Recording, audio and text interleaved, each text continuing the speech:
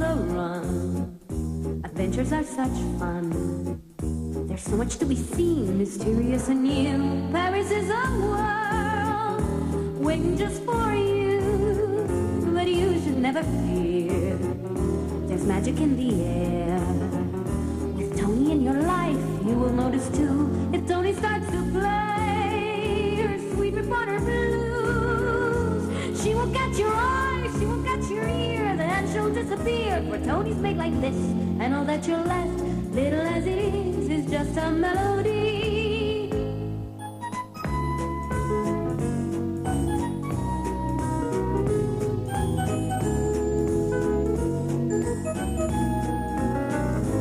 You might fall in love, but Tony won't stay long. You better take a chance for some sweet romance soon before she's gone. Tony is a girl who will change the world, always on the run. Adventures are such fun. There's so much to be seen, mysterious and new. Paris is a world waiting just for you. You should never fear, there's magic in the air. You'll go most everywhere just to feel it too. But all that you'll get is just a melody, Tony's sweet reporter blues.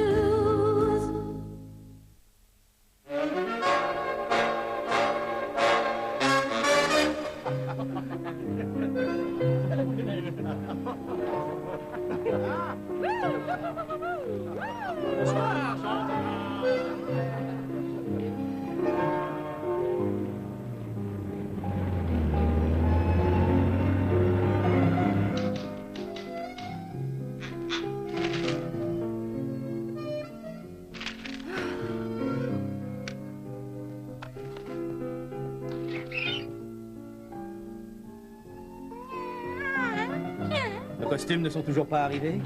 Ah bah justement, les voilà. Alain s'impatientait. Comme toujours. Et voilà. Alors dans cette boîte, c'est le mien? Je me demande bien ce que ça peut être. Ne touche pas à ça. Oh, Ah. oh. Alors voilà ton déguisement. Ah bon? Celui-là, c'est le mien. Et voilà celui de Tony. Oh. Et le dernier est celui du patron. Ah, Oh. je ne m'attendais pas du tout à ce qu'ils viennent.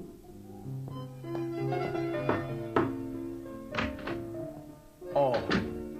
Oh, je suis curieux de savoir quel costume je vais porter tout à l'heure. Tu devrais être content qu'elle ait réussi à en trouver un à la toute dernière minute. Tony, Oui, c'est- Alain, venez par ici. Voici vos invitations pour ce soir. Ah. Mais la grande fête déguisée de Mardi Gras à Montmartre est ouverte à tout le monde, patron. Oui, je vous remercie, je le sais. Mais vous allez chez la comtesse de Chardonnay pour sa soirée de charité. Mais on pensait aller...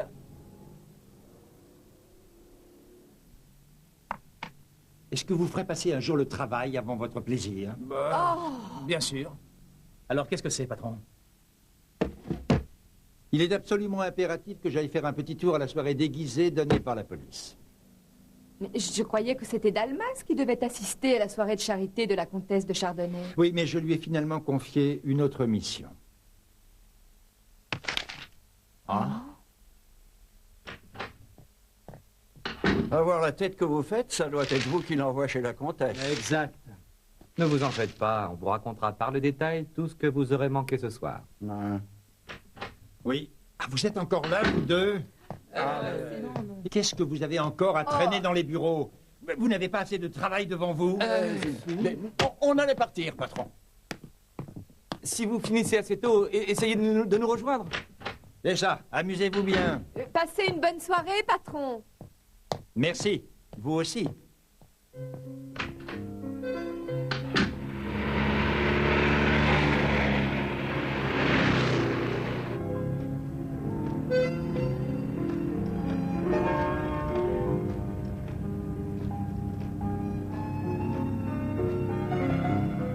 J'espère que ça finira tôt et qu'on pourra aller à Montmartre après. Le travail avant le plaisir.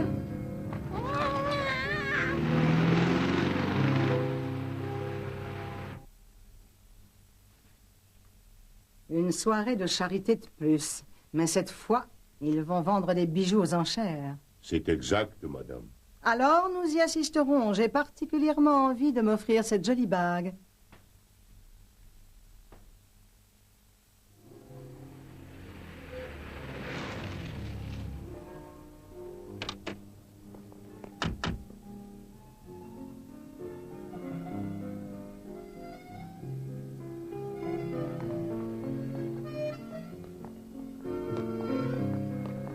Bonsoir, madame. Nous sommes du journal La Voix de Paris. Je suis désolé, mais il est impossible de vous laisser assister à cette soirée. Oh, Pourquoi ça? Parce que la soirée est strictement réservée aux invités qui se présentent dans des costumes du XVIIIe siècle. Parfait. Puisqu'on nous interdit d'entrer, il ne nous reste plus qu'à aller nous amuser dans le 18e, à Montmartre. Alors je te laisse l'annoncer toi-même au patron. Oh, Mais nous avons nos déguisements qui sont dans la voiture. Ils suffiront peut-être. Allons-y. Viens, on peut toujours essayer. Oh, inspecteur Calvignac? Mais tout va bien, j'espère. vous allez assister à la soirée de charité de la comtesse de Chardonnay, inspecteur? Non, nous donnons également une soirée déguisée, mais chez nous, à la police. Je suis simplement passé voir si mes hommes assuraient bien la sécurité de cette grande soirée très parisienne.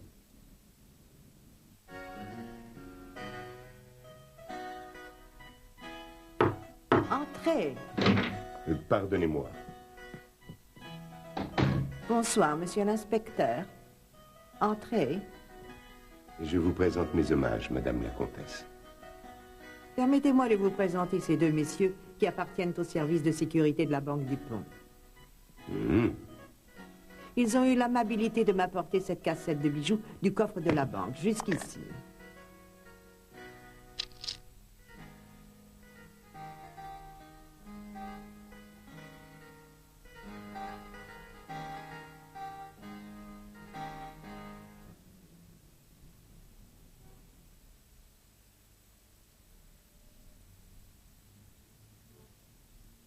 Oh, mais ça ne me va pas trop mal, finalement. Et toi, Alain, de quoi est-ce que tu as l'air? Alain?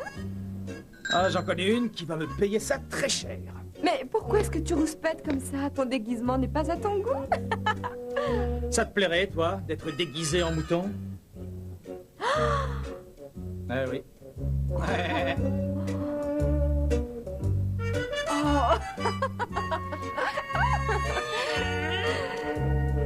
Oh, moi, je te trouve très mignon en mouton. Et si j'étais une brebis, je serais folle de toi. Mais non, calme-toi, ne rugis pas. Tu es déguisé en mouton, pas en lion. Oh, tu vas nous attendre ici bien sagement. Allez, jolie bergère, il faut rejoindre le reste du troupeau.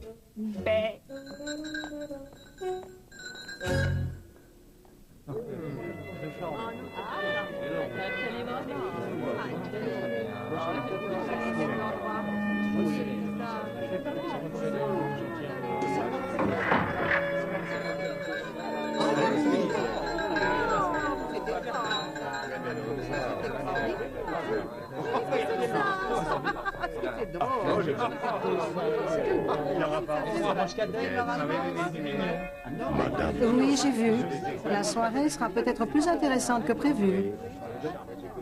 Ah, je vois que vous avez finalement pu entrer. Oui, inspecteur. Permettez-moi de vous présenter madame la comtesse de Chardonnay. Madame la comtesse, voici mes amis Tony et Alain. Ils sont tous les deux journalistes à la Voix de Paris. C'est un grand plaisir pour nous, Madame la Comtesse. Merci beaucoup. En tout cas, permettez-moi de vous dire que je trouve vos costumes très originaux et surtout particulièrement amusants. Ah, vous êtes tout à fait adorable. Ah, merci beaucoup, Madame la Comtesse.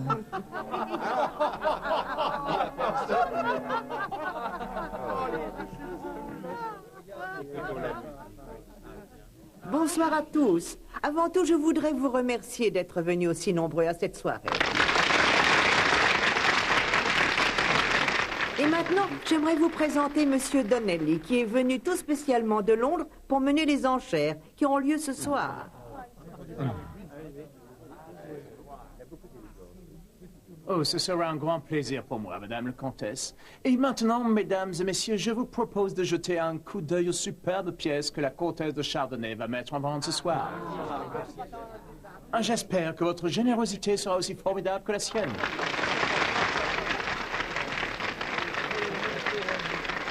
Je dois partir. Amusez-vous bien, Tony. Quant à vous, je vous conseille d'ouvrir l'œil. Attention au grand méchant loup, Alain. encore une remarque idiote de ce genre et je crois bien que je vais mordre. Mais voyons, les moutons ne mordent pas. Qu'est-ce que tu racontes? Mais moi, Oh. je suis une nouvelle espèce carnivore.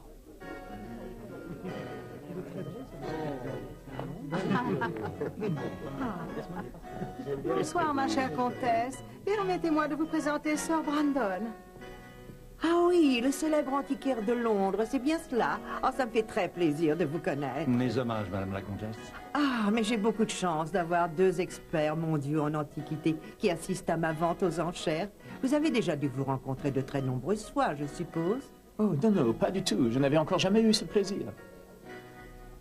Oh, je pense qu'il est temps de commencer le vente, si vous le voulez bien. Mais bien sûr, si vous voulez bien nous excuser. Mesdames et messieurs, la vente aux enchères va commencer. La première pièce proposée est une bassinoire ayant appartenu à la reine Marie-Antoinette. J'aimerais, mesdames et messieurs, que l'un d'entre vous ouvre les enchères à 1000 francs. Bien. Quelqu'un propose-t-il 2000? 2000. 3000? 3000. 4000? 4000. 5000 francs?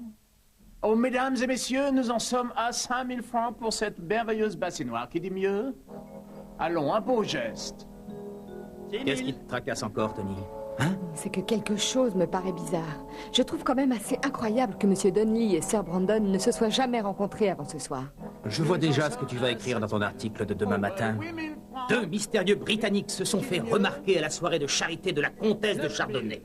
Un faux lord essaie de séduire la belle comtesse. 10 000 francs, oui. Bravo, nous avons là une offre à 10 000 francs de la part du mouton qui est près de la porte. Pourquoi est-ce qu'il faut toujours que tu vois des malfaiteurs partout où tu vas? Hein? Mais qu'est-ce qu'il y a? Je te signale que tu viens de proposer 10 000 francs pour cette jolie bassinoire. Quoi? Mais je ne peux pas payer ça. Alors, personne ne dit mieux. Attention, 1 fois, 2 fois, 3 fois.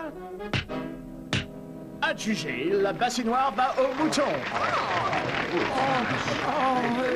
Le prochain objet mis en vente ce soir sera une belle tabatière en argent. Et cet objet ayant beaucoup plus de valeur que le précédent, nous commencerons la vente à un prix plus élevé. Permettez-moi de vous rappeler qu'il s'agit d'une vente de charité.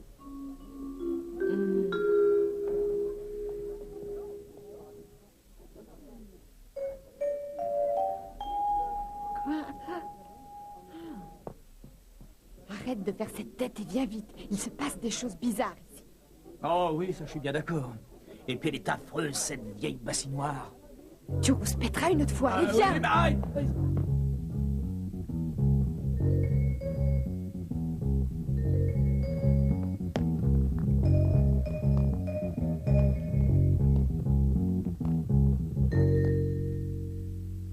Je vous le répète, madame la comtesse, la bague que vous portez n'est pas celle que nous avons apportée chez vous ce soir. Vous avez des explications à nous fournir, madame la comtesse? Non, je n'y comprends rien du tout. Je ne l'ai pas retiré depuis tout à l'heure. Alors je pense qu'il faut fouiller toutes les personnes qui sont ici présentes. Il n'en est pas question. Enfin, est-ce que vous imaginez le terrible scandale que ça créerait? Non, c'est impossible. Je vais prévenir l'inspecteur Calvignac. Il saura ce qu'il faut faire. Ça y est. Cette fois, je le tiens, mon article. Hé, mais attends-moi. Mais dites à monsieur Donnelly de faire durer la vente aussi longtemps que possible.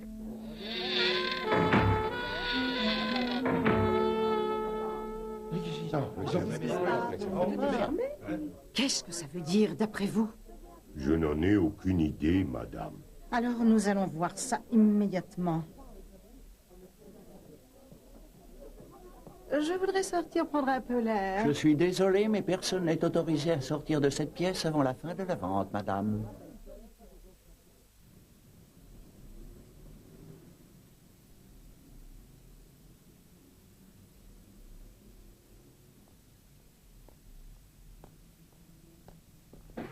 Bonsoir, Tony.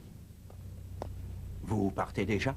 Oh, bonsoir, sergent. J'espère que vous n'avez pas l'intention d'écrire un papier sur tout ce qui se passe ici. Oh, bien sûr que non. On avait simplement l'intention d'aller faire une petite balade. Parfait.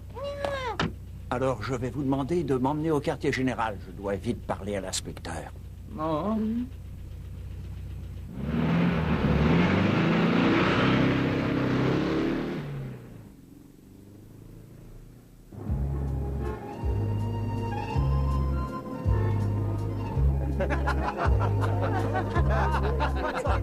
Et voilà, vous en savez autant que moi sur ce qui s'est passé chez la comtesse, inspecteur.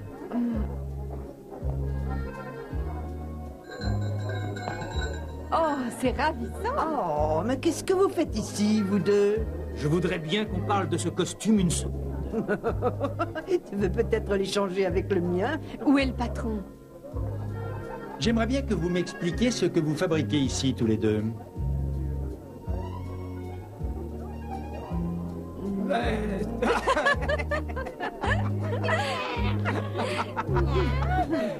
Je trouve qu'il vous va très bien, ce déguisement. Dites-nous la vérité, patron. Vous avez loué ce costume ou bien il vous a suffi de le prendre dans votre armoire?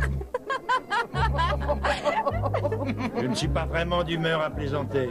Pourquoi n'êtes-vous pas chez la comtesse de Chardonnay comme je vous l'avais demandé? Nous y étions, mais une bague de grande valeur a disparu. Et le sergent Beauregard nous a demandé de bien vouloir l'accompagner jusqu'ici. Il voulait absolument parler de tout ça à l'inspecteur Calvignac. Tony, il faut tout de suite nous conduire chez la comtesse. Tout de suite, au revoir. Doucement, bas les pas.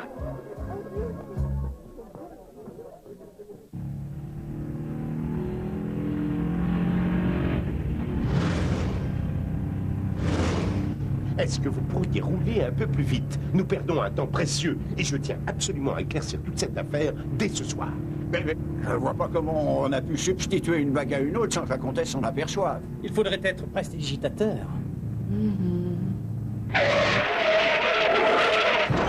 Attention! Non! Hein?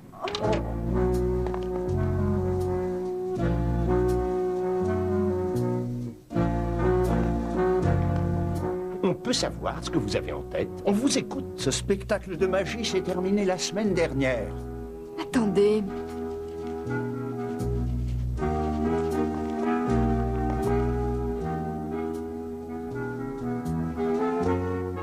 C'est Donnelly, inspecteur.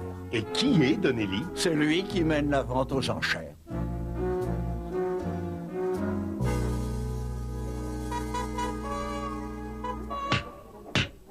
Et c'est avec cette dernière superbe pièce que se termine cette belle vente de charité. Et je tiens à vous remercier tous pour votre grande générosité.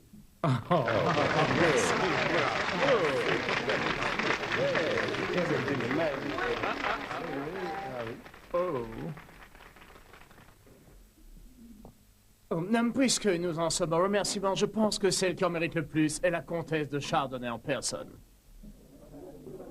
Madame.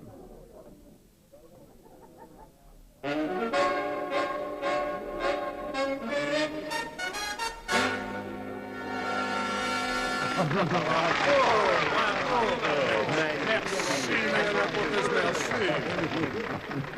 Madame. Oh non, encore elle. On s'en va. Venez.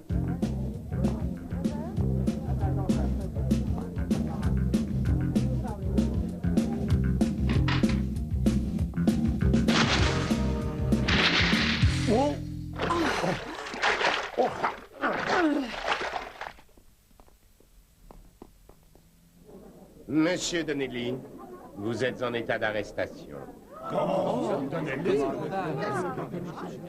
Mais pour quelle raison? Pour avoir volé la bague de madame la comtesse. Oh, mais qu'est-ce que vous racontez, inspecteur? La comtesse a toujours ce bague. Mais non, c'est une fausse. Mais oui, nous l'avons malheureusement constaté tout à l'heure et... Oh, ça alors. Oh. Mais c'est bien la vraie bague.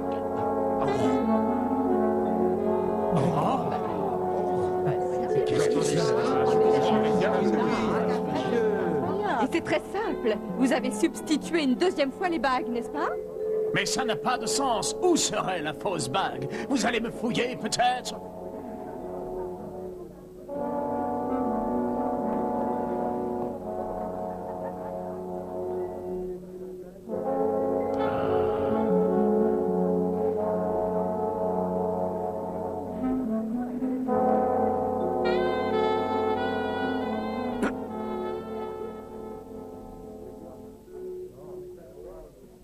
Alors, ça y est, c'est terminé, cette petite comédie.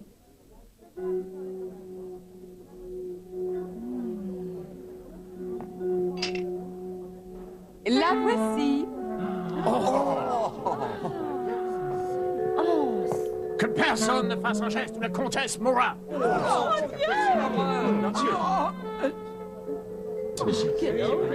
Ne bougez surtout pas.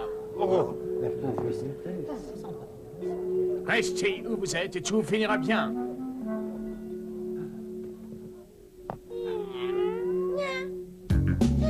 Oh, fiche de camp, sale bestiole! Mais lâche-moi! Tu fiche de camp! Oh! Oh!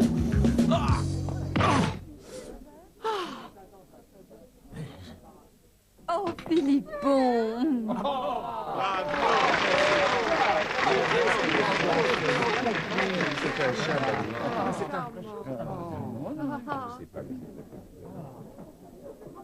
Oh non, ma bassinoire. Mon cher Alain, je vous remercie beaucoup pour votre générosité, mais après les événements imprévus qui viennent de se passer, je ne peux absolument pas accepter vos 10 000 francs. Oh, je suis très gêné, Madame la Comtesse. Oh. Oh.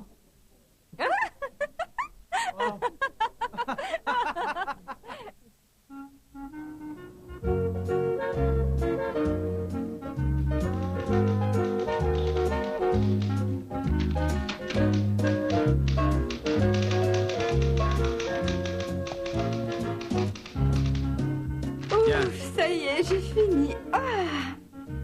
Je peux savoir ce que vous faites ici? Tony vient de terminer son article sur les événements qui se sont passés chez la comtesse de Chardonnay. Oui, regardez. Bon, alors qu'est-ce que vous attendez pour rejoindre vos amis à Montmartre? Ils vous attendent impatiemment. Je m'occupe du reste. Je porterai moi-même votre papier au typographe.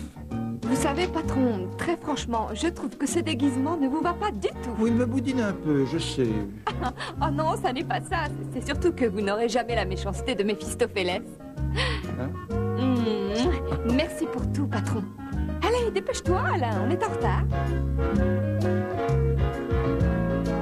Et amusez-vous bien tous les deux. Merci, patron. Bonsoir.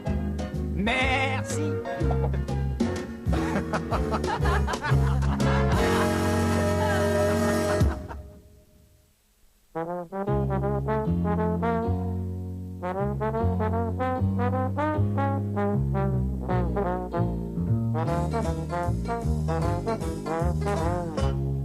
There is a place I long to see, the lovely city that never sleeps. Some people call it La Lumière.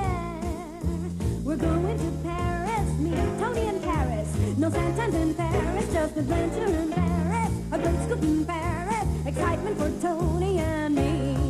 We'll take a romantic stroll down Champs-Élysées, and the laughter is just waiting for us to discover a new address. We'll climb the Sacré-Cœur, we will jazz in the Moulin Rouge, we'll fly to the Great Eiffel. But Tony in Paris